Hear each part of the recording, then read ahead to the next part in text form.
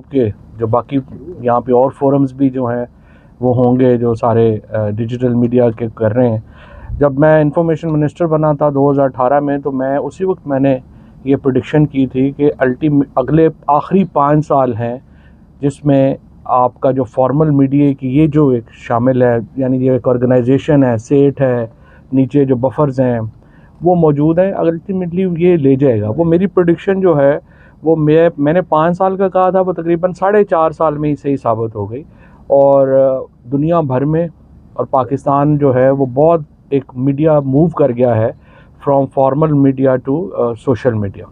और अब पहले होता ये था शुरू में कि फॉर्मल मीडिया नैरेटिव बनाता था और सोशल मीडिया वगैरह उसको फॉलो करता था। अब नैरेटिव सेटिंग जो है वो सोशल मीडिया के पास है और फॉर्मल मीडिया सिर्फ उसको फॉलो करता है। तो पहली बात तो ये है कि ये आप सब लोगों की एक बड़ी इम्पोर्टेंस है। और जो ये अभी भी जो प्रॉब्लम आया है दरमियान में, चूँकि चीन और अमेरिका की एक लड़ाई हो गई जिसकी वजह से 5G जो है वो डिले हो गया। अगर 5G जो है ये शायद 3 साल और लग जाएंगे जो हालात हैं, उसके नतीजे में इंटरनेट की स्पीड इतनी तेज़ हो जाएगी कि ये जो बाकी इश्यूज़ हैं वो भी ख़त्म हो जाएंगे।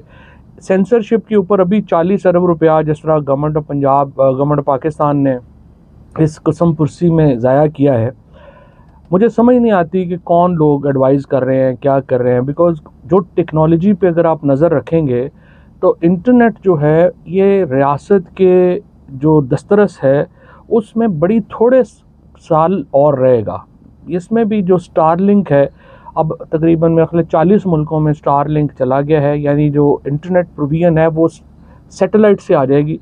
जब सैटेलाइट से आ जाएगी तो फिर उसके ऊपर जो मुल्क हैं वो उसको कंट्रोल नहीं कर सकेंगे। फायरवॉल लगा लें या कुछ कर लें, वो सेंसरशिप जो है वो इंटरनेट आपके साथ निकल जाएगा and it will be a global phenomena, जिसके ऊपर इस वक्त एलॉन मस्क जो हैं वो काम कर रहे हैं। और एलॉन मस्क की तमाम जो इस वक्त फोकस है वो ये है कि जो स्टेट्स की सेंसरशिप्स हैं वो मीडिया से ख़त्म हो।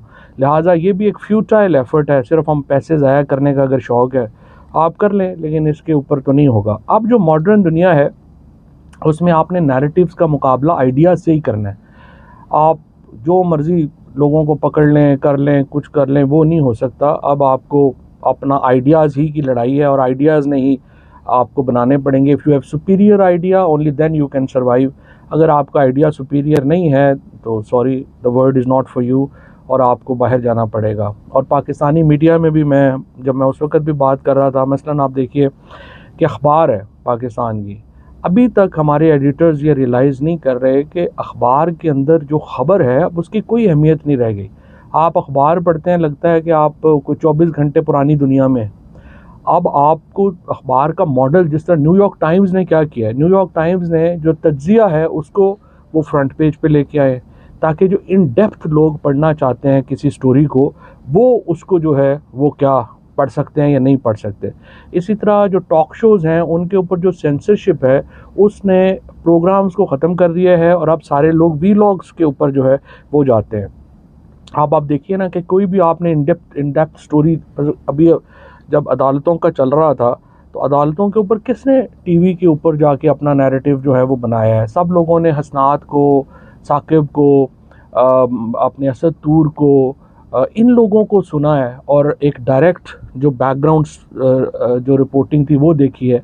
टॉक शॉक देखते हैं, एजाज़ सैयद साहब को लोग सुनते हैं, उन्होंने जो इन डेप्थ स्टोरीज़ अगर जो है वो लेनी हो तो नोबडी बॉदर्स कि टीवी पे क्या हो रहा है। हाँ, टीवी पे अभी एक बड़ा छोटा सा तबका, जो हमारा तबका समझिए पॉलिटिशियंस का जो है, वो टीवी पे जाता है, देखता है, क्योंकि वो अभी भी टीवी देखते हैं। मसलन मेरी जो बेटियां हैं जो अभी छोटी हैं, उन्होंने कभी टीवी ऑन करके भी नहीं देखा कि टीवी पे क्या चल रहा है, नहीं चल रहा। तो I think we are the last generation के जो अभी टीवी वगैरह देख रही है, वरना मोड चेंज हो जाएंगे, चीज़ें चेंज हो जाएंगी एंड एवरीथिंग जो है वो उसके ऊपर सिमट आएगी।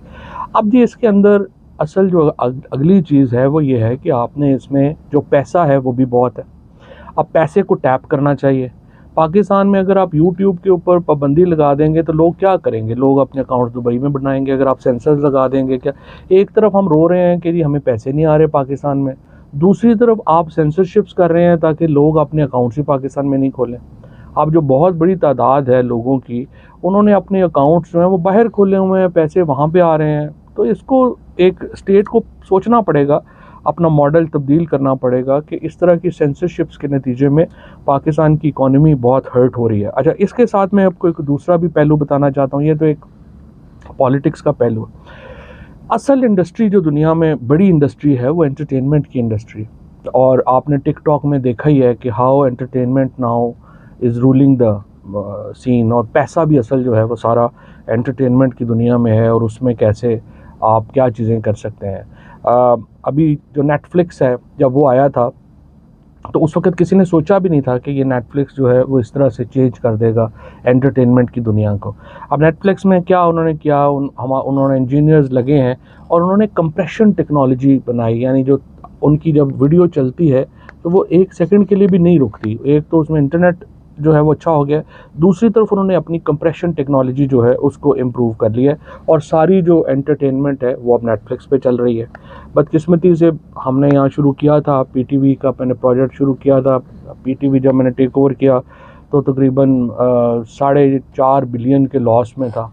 जब मैंने वापस छोड़ा तो वो 3.5 बिलियन के प्रॉफिट में था, और अब मैं फिर सुन रहा हूँ कि अनफॉर्चुनेटली वो बिलियन रुपए के लॉस में चला गया। और हमारी कोशिश यही थी कि हम एक नेटफ्लिक्स अपना पाकिस्तान का ला सकें, और इसको जो है वो एंटरटेनमेंट इंडस्ट्री जो है उसको हम टैप कर सकें।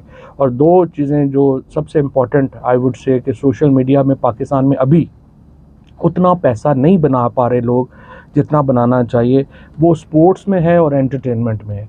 पॉलिटिकल जो रिपोर्टिंग है या पॉलिटिकल शोज़ हैं उनमें आपको रेलिवेंस तो मिलती है, पैसे नहीं मिलते इतने। पैसे आपको मिलेंगे, वो मिलेंगे आपको एंटरटेनमेंट में मिलेंगे या स्पोर्ट्स में मिलेंगे। पाकिस्तान के अंदर तो चूँकि हालात नॉर्मल नहीं है, पॉलिटिक्स नॉर्मल नहीं है, तो इसलिए हमारे ये लोग भी जो है वो ज़रा देखे जा रहे हैं।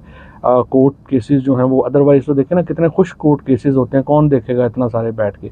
लेकिन इस वक्त हमारे चूँकि कोर्ट्स का एक माहौल है, इधर माहौल है, तो वो देखे जा रहे हैं। बट अल्टीमेटली जो हमारे दोस्त जो सोशल मीडिया के ऊपर कर रहे हैं, वो बना रहे हैं, उसमें सिंपल बात है कि टेक्नोलॉजी रिलेटेड कोई भी काम आप करेंगे उसमें पैसा भी है, रेलिवेंस भी है। और मैं जब साइंस मिनिस्टर था तो मैंने बहुत यहाँ पे इनकरेज किया था वीडियो गेम्स को, दोनों ही तरीक़ों में। एक तो वीडियो गेम्स की डेवलपमेंट है, दूसरा जो वीडियो गेम्स खेलते हैं। और मैं तो हमेशा बच्चों को कहता हूँ कि भाई आपको अगर नहीं पढ़ने का शौक़ तो एक दिन भी ना पढ़ें, आपको जो शौक़ है वो करें। अगर आप वीडियो गेम अच्छी खेल सकते हैं, 16 साल की उम्र में अभी 2 पाकिस्तानी बच्चे हैं कराची के, उन्होंने इस साल $7 लाख जो है उसका एग्रीमेंट किया, एक ने जो है वो $5 लाख का एग्रीमेंट किया। तो इतना पैसा 16 साल की उम्र में अगर आप वीडियो गेम में बना लेते हैं तो फिर आपने पढ़ के क्या करना है, जो सारी चीज़ें वो खुद ही बाद में पढ़ लेंगे। तो इस तरह की चीज़ें हैं जिनको आपने करना है। तो मुझे बड़ी खुशी है कि आप लोगों ने ये सारा जो है यहाँ पे किया है, और ये सारा आप लोग डिजिटल मीडिया जो है यहाँ पे इकट्ठा हुआ है। तो ये तो डिजिटल मीडिया के ऊपर बात थी। और दूसरा जो आपकी जो ये जो आपने बनाई है, ये एक्चुअली फ्यूचर है जो आप लोगों ने किया है। कि आपने क्या किया है कि आप इकट्ठे हो गए हैं, आपने एडिटिंग का सेटअप लगा लिया है, आपने जो है यहाँ पे एक दे दी है। ये वो काम है एक्चुअली जो कि गवर्नमेंट को करके देना चाहिए था लोगों को, कि ये जो पार्क है सामने, इसके अंदर जो है वो आप चीज़ें मिल जाएं जहाँ पे आपको हाई स्पीड वाईफाई मिले, और बच्चे जो हैं वो वहाँ पे एडिटिंग कर सकें, चीज़ें कर सकें। स्कूल्स में, लेबॉर्ट्रीज़ में, क्योंकि हमारे स्कूल्स 3 बजे बंद हो जाते हैं, उसके बाद उनकी बिल्डिंग्स बंद हैं। और इस तरह के काम है जिसमें आप, क्योंकि आप देखिए अगला पाकिस्तान जो 2050 तक पाकिस्तान जो है वो यूथ का मुल्क है। क्योंकि अभी मैं पता कर रहा था कि 1.5 करोड़ नया वोटर ऐड हो रहा है पाकिस्तान में। क्या इसका क्या मतलब है कि 1.5 करोड़ बच्चा 18 साल का होने लगा है अभी अगले 2 सालों में। अब इतना बड़ा जो एक यूथ बल्ज है, ये 2050 तक इसने जो है वो कंटिन्यू करना है। और जब इन बच्चों ने कंटिन्यू करना है तो इसका मतलब यह है कि पाकिस्तान में टेक्नोलॉजी के ऊपर, सोशल मीडिया के ऊपर रिलायंस जो है वो और बढ़ेगा, और एटलीस्ट 2050 तक। उसके बाद फिर कौन जीता है वो तेरी क्या कौन जीता है तेरी जुल्फ के सर होने तक, वो फिर बाद की बात है। हम तो पता नहीं होंगे नहीं होंगे क्या होगा, बट एनीवेज, तो ये इसके टेक्नोलॉजी के हालात हैं। दूसरा इसके साथ साथ देखिए, coming to little bit of politics, ये जो अभी आप देख रहे हैं जो पाकिस्तान के अंदर जो चीज़ें हो रही हैं ये कोई यूनिक नहीं है पाकिस्तान के साथ। हम लोगों में दो तीन बातें जो हैं वो कही जाती हैं। एक तो ये है कि जी एस्टैब्लिशमेंट का रोल पाकिस्तान में जो है वो रहा है। एस्टैब्लिशमेंट का रोल पाकिस्तान में की वजूहात थी जिसकी वजह से रहा। एक तो अगर आप 1946 45 46 से लेके 1949-50 तक की जो कॉरेस्पॉन्डेंस देखेंगे कि जो बरतानिया और पाकिस्तान के दरमियान हुई और जो अमेरिका और पाकिस्तान के दरमियान हुई, और फिर जो प्रेसिडेंट ऑफ यूनाइटेड स्टेट्स और बरतानिया के दोनों वज़ीर आज़म चर्चिल और एटली के दरमियान हुई, तो आप रियलाइज़ करेंगे कि पाकिस्तान का जो सारा मंजरनामा था उसमें जो सोवियत यूनियन का ख़तरा था वो एक बहुत पिवटल चीज़ अहमियत रखता था, बड़ी पिवटल था वो, उसकी बड़ी अहमियत थी। और अमेरिकन जो प्रेसिडेंट था पाकिस्तान और हिंदुस्तान की आज़ादी के लिए अमेरिका ने बरतानिया पे बहुत ज़ोर दिया था, और उसका मकसद ये था कि वो ये कह समझते थे कि हिंदुस्तान जो है उसको सोवियत यूनियन के ख़िलाफ़ एक फ्रंट स्टेट जो है वो होना चाहिए।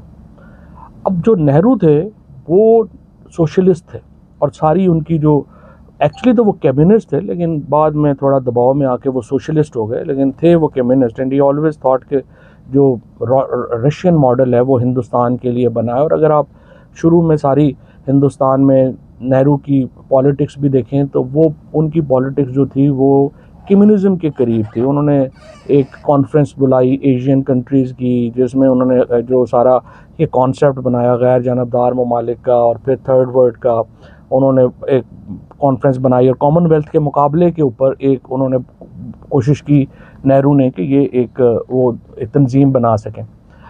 1952 में अयूब खान का दौरा होता है, ज़ाहिर है यहाँ पे जिन्ना साहब की डेथ हो गई, लियाकत अली ख़ान की डेथ हो गई, उसके बाद अयूब खान का दौरा हुआ अमेरिका का।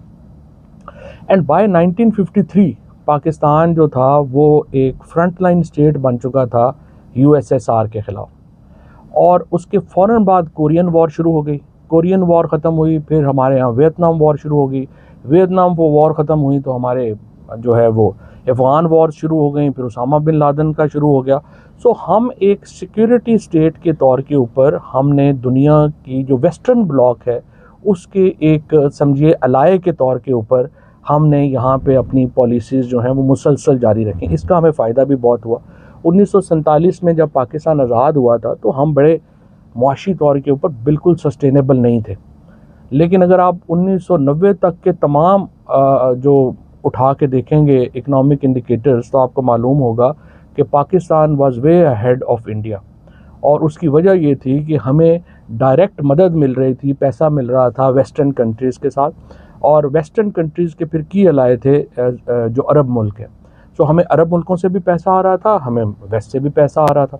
हमें कभी ज़रूरत ही महसूस नहीं हुई कि हमने अपनी मईशत जो है उसको ख़ुद बनाना है, और हमारे पैसे आ रहे थे, हम खर्च कर रहे थे, अल्लाह अल्लाह खैर से अल्लाह, हंसी खुशी हमारी ज़िंदगी गुजर रही थी।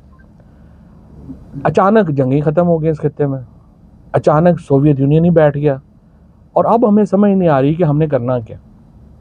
क्योंकि पहली दफ़ा हमारे जो 75-76 साल की जो ज़िंदगी है उसमें हमें पता चल रहा है कि ये तो मईशत खुद खड़ी करनी पड़ेगी। अच्छा, अब इसके साथ एक और जो है वो मामला आ गया है, और वो आ गया है जो यूथ की पाकिस्तान के अंदर अचानक इतनी बड़ी जो बल्ज हुआ, जो इतना बड़ा एक इनकलाब आ गया है। एग्जैक्टली यही काम जो है ये हुआ। देखिए, हम लोग जो इलेक्शन लड़ते हैं, मेरे जो दादा थे उन्होंने 1926 में पहला इलेक्शन लड़ा था, तो हम 100 साल से हम इलेक्शन लड़ रहे हैं, बाकी लोग जो है वो लड़ रहे हैं। तो हमारे जैसे जेलम में हमारे शाह साहब भी, एजाज़ भी जेलम से ही हैं, आप में से ज़ाहिर इस इलाके के लोग हैं। हमारी पॉलिटिक्स बड़ी सीधी सीधी थी। हम तो जी ये राजे हैं, वो जट हैं, इन्होंने इसको वोट देनी है, उन्होंने उसको वोट देनी है, वो गए या कोई नंबरदार जो है उसने फ़ैसला कर दिया, फलाने ने फ़ैसला कर दिया। लेकिन हुआ क्या? हुआ ये है कि हम किनशिप से निकल के हम इंडिविजुअलिज्म में चले गए। इंडिविजुअलिज्म में क्यों चले गए? एग्जैक्टली यही एपिसोड इससे पहले यूरोप में हुई, जबकि इंडस्ट्रियल रेवोल्यूशन आया। तो हम उस इंडस्ट्रियल रेवोल्यूशन को जब आप यूरोप में पढ़ते हैं तो आप देखेंगे कि वहाँ पे भी आप वहाँ पे भी फैसले ऐसे ही होते थे, ट्राइब्स फैसले करते थे, स्कॉटिश ट्राइब्स बैठते थे, वो बताते थे क्या करना है, क्योंकि होता ये था कि वसाइल के ऊपर कबीला बैठता था और जो ज़मीन थी वो कबीले की थी और कबीला तकसीम करता था वो पैसे, तो लिहाजा जिसके पास पैसे थे वो फैसला करता था, सरदार फैसले करता था। लेकिन जब इंडस्ट्रियल रेवोल्यूशन आया तो क्या हुआ कि लोगों को मुलाजमतें मिलना शुरू हो गई, लोगों ने अपनी जो बंदा खुद पैसे कमा रहा था उसकी डिपेंडेंस ख़त्म हो गई ट्राइब के ऊपर, बरादरी के ऊपर, ख़ानदान के ऊपर। उसने कहा मैं तो फ़ैसला खुद करूँगा। लिहाजा वहाँ यूरोप में आप जो है वहाँ पे पहले किनशिप से ट्राइबलिज़म की तरफ गए और उसी दौर में फिर जो रूसो थे, हॉक थे, जो बड़े बड़े फ़िलासफ़र थे, उन्होंने अपनी जो है ये थ्योरीज़ पेश की कि इंसान जो है, फेमस लाइन उसकी थी कि the human was born free but is in change everywhere. तो उस जो ग़ुलामी के ख़िलाफ़ जो एक आवाज़ थी, जो फ्रांस में उभरी, जो ऑस्ट्रिया में उभरी, जो यूरोप में उभरी, और जिसने हॉब्स, लॉक और रूसो जैसे जो लिबरल फ़िलासफ़र्स थे उनसे वो अमेरिका में पहुंची और पूरी दुनिया में वहाँ पे भी जो है वो तब्दीली आ गई। अब ये जो सोशल चेंज थी ये पहले आई और पॉलिटिकल चेंज बाद में आई। पाकिस्तान में भी सोशल चेंज पहले आ चुकी है और अब हम प्रोसेस में हैं पॉलिटिकल चेंज के। लेकिन ये पॉलिटिकल चेंज नहीं रुक सकते। इमरान खान एक इस्तिआरा है, एक सिंबल है इस तब्दीली का, लेकिन ये चेंज जो है ये सोसाइटी में नीचे आ चुकी है, इसलिए इसको कोई रोक नहीं सकता। जो भी इसको रोकेगा, अब रोकने के ऊपर भी आपको मिसालें मिलती हैं। मिसाल के तौर के ऊपर फ्रांस में जो बादशाह था उसने फैसला किया कि नहीं, मैंने नहीं होने देने थे चेंज, तो वहाँ पे रेवोल्यूशन आया, वहाँ पे हज़ारों लोग जो हैं वो मरे। यूके का, इंग्लैंड का जो बादशाह था चार्ल्स, वो अक्लमंद था, उसने कहा नहीं ये नहीं लड़ा जा सकता, उसने अपने आप को पीछे हटा लिया और एक कॉन्स्टिट्यूशनल मैकेनिज़्म जो है वो यूके में, इंग्लैंड में जो है वो आ गया और उसके नतीजे में वहाँ पे उतना खून खराबा नहीं हुआ जो कि फ्रांस ने देखा और उसने देखा। पाकिस्तान के अंदर अब हम पहले जो मरहला जो 8 फरवरी 2024 में जिसका इजहार हुआ है, जो सबसे बड़ी बात हुई है वो यही हुई है कि हम बरादरियों से निकल के, ख़ानदानों से निकल के, किनशिप से निकल के हम इंडिविजुअलिज्म में आ गए। पाकिस्तान में जो लोग इलेक्शन लड़ते हैं, अब आप सब लोगों ने उनको कवर किया, देखा है, आप उनसे पूछेंगे वो आपको बताएंगे कि कभी सोचा भी नहीं था किसी ने कि औरतों से ज़्यादा वोट मांगने पड़ने। किसी ने सोचा भी नहीं था कि लड़के गलियों में जो क्रिकेट खेल रहे हैं ये जाके कहेंगे कि अब्बू बस तुसी वोट उधर देनी है तो दे दो, तुम्हारी मर्जी है, हम अपनी मर्जी करेंगे। और एक घर के अंदर जो बाप है वो वोट अलहदा दे रहा है, वालिदा अलहदा दे रही है, बच्चे अलहदा दे रहे हैं। This is a revolution in itself.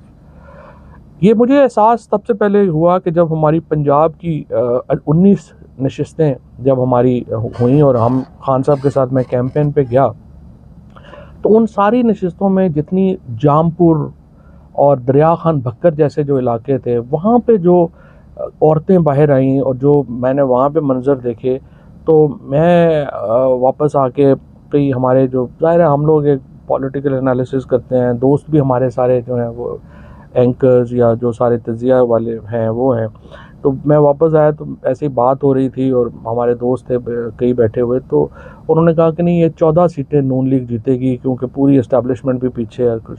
तो मैंने उन्हें कहा कि देखें मैं तो जो कैंपेन में साथ हूँ, मेरा I will be very surprised कि अगर एक सीट भी नून लीग जीत गई तो, और ये क्लीन स्वीप होगा।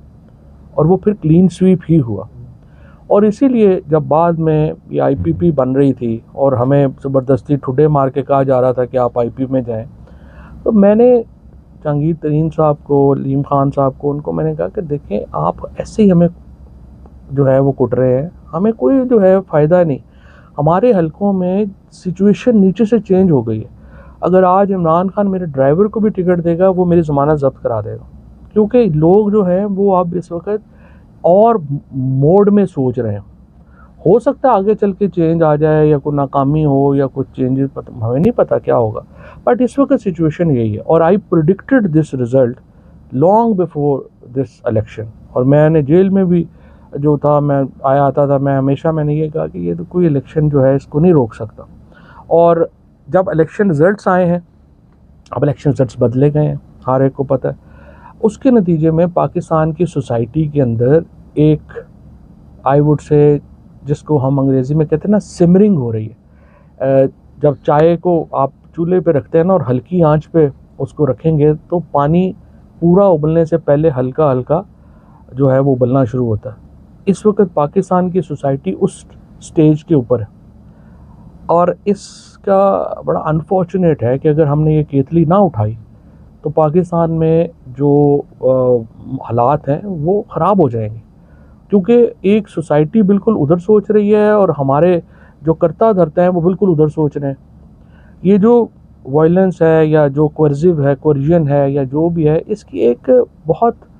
इसकी एक टाइम लिमिट भी है और इसका एक और दूसरा देखिए, पाकिस्तान के अंदर जो भी है ना, आप कोई इंग्लिश किंग्स नहीं है, आप स्टॉलन नहीं है, तो आपकी जो कोरिजन की पावर है वो भी लिमिटेड है।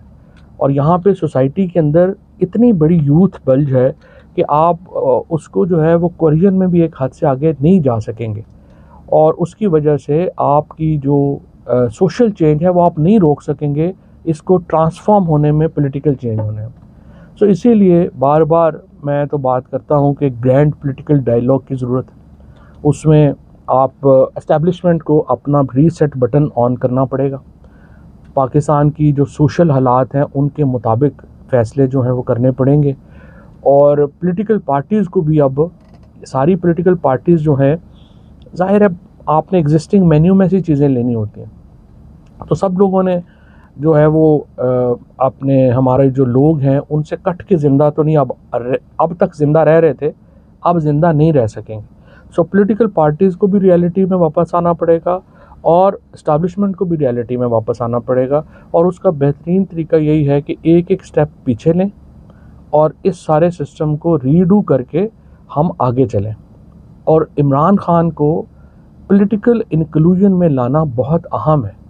इसलिए कि इमरान खान इस वक्त पाकिस्तान का, जो मैंने आपके सामने एक्सप्लेन की है कि जो समाजी तब्दीली आई है, इमरान खान इस समाजी तब्दीली के नतीजे में जो एक तब्दीली का शऊर पैदा हुआ है, इमरान